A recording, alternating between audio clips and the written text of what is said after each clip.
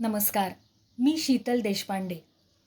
ऐसे तीर्थ कोणी दाखवावे एक, ऐसे तीर्थ कोणी दाखवावे एक, देखताची सुख पावे मन.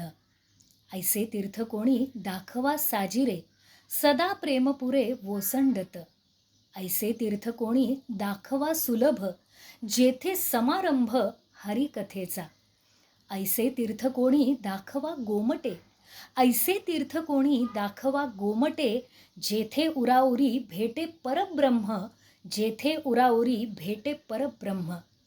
रसिक हो, भक्त आणि भगवंत यांच्या उराउरी भेटण्याचा सोहळा सुरू होण्यासाठी आता अवघ्या काही तासांचाच अवधी उरलेला आहे.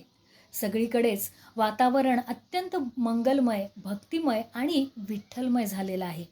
आणि या अशाच वातावरणात माणसाच्या मनातली श्रद्धा या पैलूवर प्रकाश टाकणारी स्वाती सुरंगळीकर यांची एक वेगळी कविता मी आज तुमच्यासमोर सादर करणार आहे.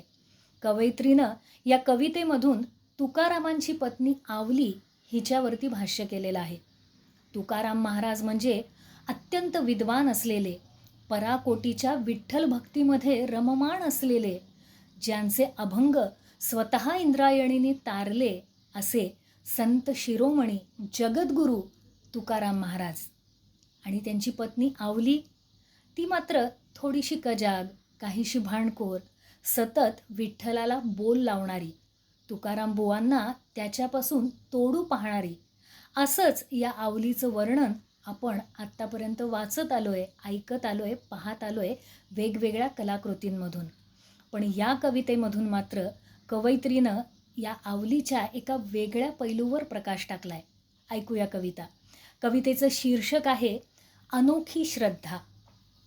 इंद्रायणीनं तारली तुकारामांची गाथा, सांगते त्या पुढची थोडी वेगळी कथा.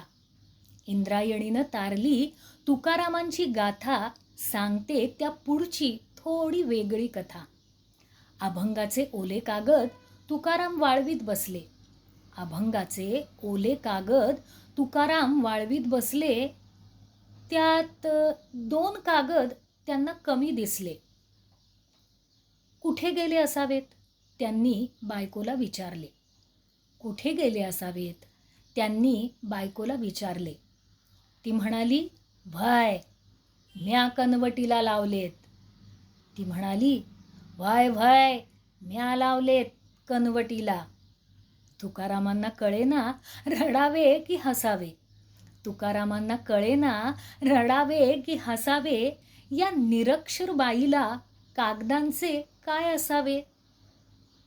तशी ती म्हणाली, "रोज मले पाणी आणाया हिरीवर जावं लागते, रोज रोज मले पाणी आणाया हिरीवर जावं लागते.